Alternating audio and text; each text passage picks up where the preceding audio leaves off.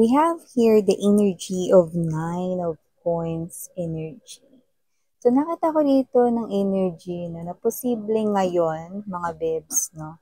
Nakikita ko dito na siya yung klase ng energy na may mga pagbabago siyang ginagawa ngayon, lalo na sa kanyang kaperahan, no? Improving naman siya, yun yung nakikita ko dito, no? Pwedeng kayo to or pwedeng yung kadil ninyo, no? So, nakikita ko dito, someone here is someone na posibleng nagsisimula na siya rito maging independent on his or her own. Pwedeng siya rin yung parang nagsisimula pa lang, no, na parang nagmamature. Pero, carry naman. No, nakikita ko naman. Pero, yun nga lang, parang medyo mabagal, no, yung pagiging independent niya. Parang medyo, ano siya, late sumibol. Parang compared sa edad niya, parang late siya nag-mature or naging independent dito. Yan, no? Tingnan natin kung sino tong person na to, no? Pero sa nakikita ko dito, ito yung klase ng person, no? Na kumakapit, no? Ng very makapit sa inyong energy. Okay.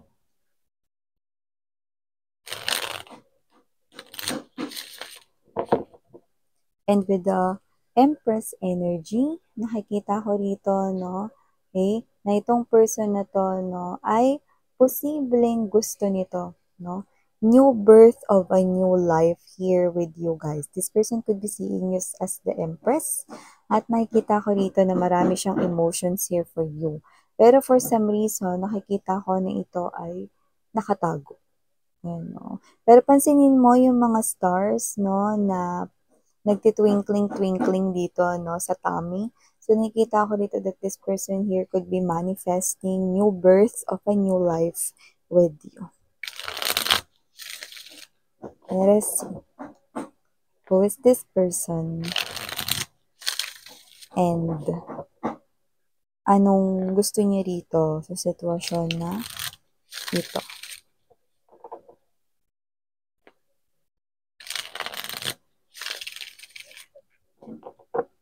Okay.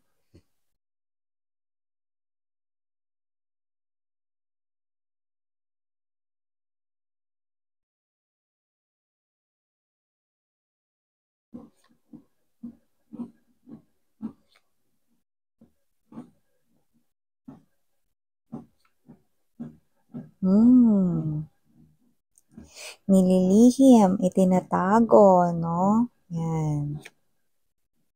Five of Cups to the Five of Wands energy. What's going on right here? Let me find out more. Okay, this person is appearing as the King of Swords. Wala po tayong gender ha. Babae, lalaki, LGBT, lahat po welcome.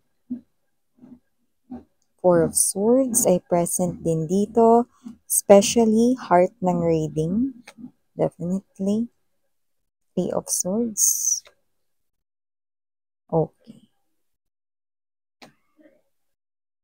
Eight of Wands to the Five of Coins. So, kung sino man tong energy na to, could be seeing a lot of number 5s, okay, or angel number 555, yan, no? So, definitely, 5 is nagsistand out na spiritual number ng change, no? Okay. Pwedeng gusto ng pagbabago, no? So, yun ang ating alamin. Nine of Swords. Medyo pikon siya. Parang asar talo yung energy. Eight of Coins. Six of Wands. And the Six of Swords. Aside from pwedeng nakakita siya ng number 5 a lot, pwede ring number 6 din. Okay? Angel number 666 or just 6, no? Everywhere. Okay? So, hi and hello there, collective. My name is Yan. Welcome, mga bagong viewers. Tuloy kayo, no? And thank you so much, no? Dahil nandito kayo, you can also bring your other friends and loved ones here, no? Kung gusto nyo bitbitin yung crush nyo, jowa nyo, no? Whatever, you can do that, of course, no? They're also welcome here. And sa aking mga returning tambayers, thank you po, no? Na-appreciate ko po kayong lahat na pabalik-balik kayo rito. Maraming salamat po. sa inyong lahat. No? Basta just take only what resonates everyone. Okay, malinaw tayo doon. At wala po tayong gender dito, no, babae, lalaki, LGBT, lahat po welcome. Pwede rin pong iswitch at magkapalit-palit yung mga roles dahil ito ay isang general reading. And at the end of the day, lahat po kayo ay may free will na free nyo pong gamitin anytime, anywhere. And yeah, mga babes, na timeless po ang ating mga energy reading. So, pwedeng ito ay nangyari na. Sa iba naman nangyayari na ngayon, no? Or right at this present moment. At sa iba naman ay hindi pa. At isang prediction pa lamang sa kanilang future, no? Yeah, mangyari lang mga babes na kung hindi niyo pa po alam, especially dun sa ating mga bagong viewers at subscribers, meron po tayong main channel, no? Yung link niyan ay nilagay ko po sa description box. So, araw-araw ay meron din po tayong daily collective readings dyan. Meron din po tayong reading per zodiac sign. Yan, no? So, we're doing that weekly. And for the monthly naman, meron din po tayo. Yan. So, you can also make tambay din doon. So, yun yan, no? Let's now talk about this, no? So, kung titingnan ko ito, parang isa lamang ang sinasabi ng energy ito kumukonek sa inyo. It's an outside energy but lingering to yours very tightly. Very makapit ito, parang linta. So, nakita ko dito kung sino man ito, no, nakita ko dito mga babes, no, very strong. Four of Swords energy. Hinahayaan na lamang niya ito. Ano? So, yun yung nakikita ko rito. Hinahayaan niya lang mga babes, no? So, nakita ko rito yung presence ng Three of Cups energy, Ace of Swords. Possible na may mga nakakausap siya rito, no? Na posibleng mga kaibigan, mga taong malapit sa kanya, no? Pwede rin namang family members, nakita rin tayo nito dito, no? So, parang merong mga sinasabi sa kanya to the point na parang gusto niyang pagmukain na chill lang siya, relax lang siya, hindi siya masyadong affected, no? So, meron siyang nililihim sa mga ito. Yan, no? So, maaaring mga babes, no? Medyo nakuha ko kasi dito, pwedeng nauna na siyang kumilos bago niya pa narinig yung mga sinasabi nitong mga friends or mga family members or kakilala niya rito, no, na parehas ninyong kilala, no? So, pwedeng nakakarinig siya rito na, uy, pre, ano nakita ko si Collective nung isang araw yan, no? Uy, pre, balita ko si Collective, may mga nanliligaw sa kanya. Uy, pre, balita ko si Collective, malapit yan sagutin yung nanliligaw sa kanya. Uy, pre, si Collective, balita ko, pwede na ulit siya, no? Yan, may mga ganun, diba? So, walang kamalay-malay tong mga to. Nauna na pala yung ex mo na makareceive ng mga ganyang balita. Bakit mauuna na yung ex mo rito, no? Dahil yung ex mo rito, no, ay nakita ko na with this Eight of Wands energy, King of Swords right here, and the Fives, no, nakapalibot dito. Ano yun, miss yan? Meron na siyang mga ginawa, no? At sword ay napakalaking indikasyon ng komunikasyon. So, definitely, nakipag-usap na yun sa'yo. Chinat ka na niyan. Tinawagan ka na niya. Sinubukan niyang mag-miss call sa'yo. No, nakita natin yun. Sinubukan niya rin mag-chat sa'yo. No? Pero with the lots of number fives, these are the conflicts, the problems, the mountains, that gate, that harang, that big wall na posibleng mga babes, wala kayong ginagawa kundi hinahayaan nyo lang. Yan, no? Parang kayo to mga babes na parang bala ka sa buhay mo, mag-chat ka dyan. Tumawag-tawag ka dyan. Sige, ubusin mo yung battery ko, nagigigil ako sa iyo. Ano? Kasi may mga ganong klase ng energy. You're blocking this person's communication. You're not participating. Hindi ka nakikipag-cooperate. This person here is inviting you out para makapag-usap kayo, para maayos yung mga hindi magandang bagay-bagay, no? Pero nakita ko rito that you're not cooperating with your ex-person. Yan, no? Parang kayo to yung energy ninyo. Bahala siya dyan, miss yan. Wala nang dapat pag-usapan, period. Yan, no? So, kung sino man tong energy na to, na nakita ko dito na hindi niya yung pinagsasabi, kasi syempre nakakahiya yan. para sa kanya, ha? Kasi medyo may energy siya ng insecurity and at the same time, ma-pride siya. Kaya 'pag kinuwento niya kahit sa mga tao na kakilala siya rito, 'pag kinuwento niya 'no, na ilang beses ko na triny yan kausapin si Collective pero wala talaga, eh, ano. Siyempre kailangan niyang lunukin muna yung pride niya, eh, hindi niya malunok. Kasi masyadong malaki. Mas malaki pa kaysa sa bumbunan niya, hindi kasya sa bibig niya mga babes, 'no.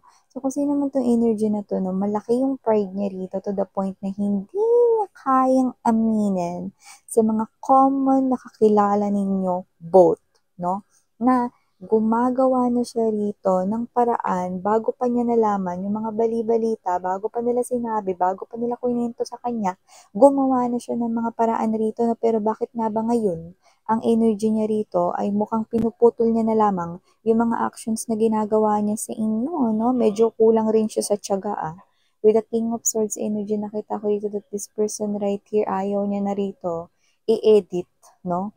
Ang inyo ritong connection, 'no? Kasi gusto niya sana rito mga babes, 'no? When we say edit, gusto niya kasi sana rito maayos, 'no?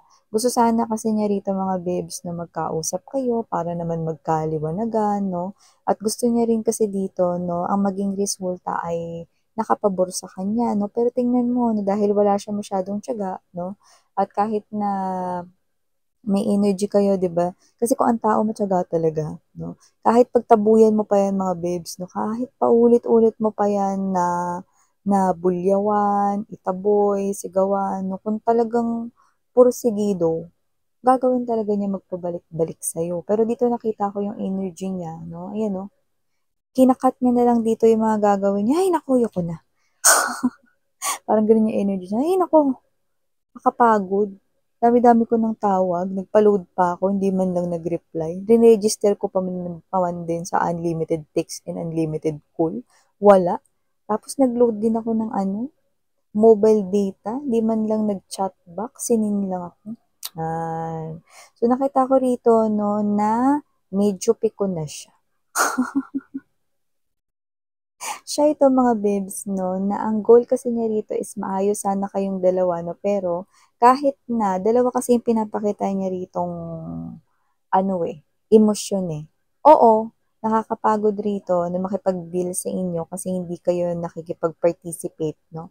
Pero napipikon din siya rito kasi ang gusto niya talagang mangyari 'no is magkausap kayo. With the Three of Swords energy, nahihirapan siya ritong mag-concentrate kahit na hinahayaan niya lang itong sitwasyon na ito ngayon 'no. Kasi naiisip niya rito, "Naku, bahala ka nga diyan collective, arte-arte mo." 'Yan 'no, parang may gano'n siyang klase ng energy rito. Pero sa kabilang banda, kapagka tumigil naman ako rito ng paggawa ng aksyon kay collective, baka naman wala na talaga akong magagawa mas lalo in the future para maayos 'tong aming sitwasyon, 'yan 'no. So, kung gano'n man 'no, una sa lahat mga babes 'no, wala na nga siyang magawa ngayon, So, ano pang tinutukoy niya ritong future, future? Intimitida yung reader, sumasabat. Kasi dito nakita ko 'no, na kung ano-ano yung mga sinasabi niya rito sa kaniyang thoughts 'no. Not not literally saying 'to sa inyo, not literally chatting 'to, pero ganito siya 'no, nakakapikon, akala mo naman kung sino, akala mo kung sinong maganda, akala mo kung sinong gwapo, 'yan parang gano'n yung energy kaya nagbibigay ako ng gano'ng example 'no, parang akala mo naman kung sino 'to, pa-load pa ako ng ganito, gumastos pa ako ng ganito, hindi man lang nag-reply 'no. 'Yan 'no, see? Kahit naggagaganyan siya sa kanyang isipan 'no, kahit ano pang mga words na irambol-rambol niya diyan 'no, Three of Swords energy, eto pa rin siya rito mga babes 'no, balisa pa rin dito. Bakit? Kasi ang gusto niya rito is magkaayos nga kayo. Kaya kahit na naaartehan na siya sa'yo 'no, nabubwisit na siya sa'yo, nasusupladuhan na siya sa'yo 'no, siya ito na ang gusto niya pa rin ay maayos kayo rito 'no, pero nakikita ko rito na walang partisipasyon kaya hinahayaan niya na lang 'no, pero hindi siya rito relax, 'yan 'no. Hindi siya rito maging komportable. So nakita ko rito mga babes 'no, na itong tao na 'to 'no, ay punong-puno ng pag-aalala dahil kapag tinigil niya talaga ng permanente yung kanyang mga aksyon, baka talagang hindi niya na talaga maisalba ang inyong koneksyon. Yan, no? So, kahit tawagin niyo pa mga babes niyo yung lifeguard sa Boracay. At kahit bumili pa siya ng pinakamatibay na life vest at salbabida, no? Kahit samahan niya pa ng salbabidang pambata na nilalagay sa braso. I don't think na maisasalba niya pa ang inyong nalunod na relationship. Yan, no? Kaya kung sino man tong energy na to, nakita ko hinahayaan niya rito, no? Nakakaloka. Tsaka tingnan mo, alam mo ba na backstabbing yun? Yung pagsasalita ng ganun sa isipan, di ba? Parang siya ito na may kailangan sa inyo, tapos ganyan pa yung pinagbabanggit niya sa isip niya. Tignan mo naman yan. 'Di ba? Kung ngayon naiisip niya yan sa inyo, no, hindi malabong masabi niya yan sa inyo kapag ka nagkaroon rin kayo ulit na ng, ano, pag-uusap na talaga, no? Kasi nakita ko yung ugali niya medyo kakaiba. Yun nakikita ko sa kanya, no? So with the Eight of Coins energy, Six of Wands, no? Six of Swords, no? Bala ka na nga dyan. Yan, no? Yan, nakikita ko dito mga babes, no? Na parang siya ito na, kaya na lang kita, ang dami pa naman dyan. There are a lot of fishes daw in the water, no? Or in the sea, in the ocean, 'di ba? So, kung sino man tong energies na to, no, yan ang pinagsasabi niya rito, pero bumabalik lang ulit siya dito with the Six of Swords energy, nagiging mabagal lang ulit siya. No? Alam mo, magaling lang siyang kumuda. Pero nakita kong affected much siya sa kanyang energy. No? Kamukat-mukat nakikita ko, no? Magpapahinga lang to mga babes, nakakayaan na lang daw niya kasi sayang lang daw effort niya sa'yo. Wala ka naman daw kasi ritong pinapakitang kahit na ano, no? Na maganda sa kanya. So nakikita ko rito na kahit na ganyan, hinahayaan niya sa ngayon, nakita ko magbabalik pa rin yan sa'yo. Six of Swords energy, nagiging mabagal at nagiging pabagal ng pabagal ang pag-uusad niya rito, no, dun sa sinasabi niya na there are a lot of fishes in the water, na marami pang iba dyan, mas maganda sa'yo, mas gwapo sa'yo, ano? Tingnan natin kung hindi ka magsagwan patalikod, yan, no? Or kung hindi to magsagwan pabalik sa'yo, no? Bilangan mo yan, mga mahal, no? Nakita ko rin yan, magpapahinga lang yan, hinahayaan lang niya ngayon, pero mag-u-turn yan ulit. Yan, no? Kasi yung fishes in the water niya, mga babes, una sa lahat, hindi kayo isda. Babalik yan. Yan, no? There you go. So, ito yung mga mensahe na nakuha ko here for you guys. Again, I'm your Yana on me. Sarang Hea, love and light. I know.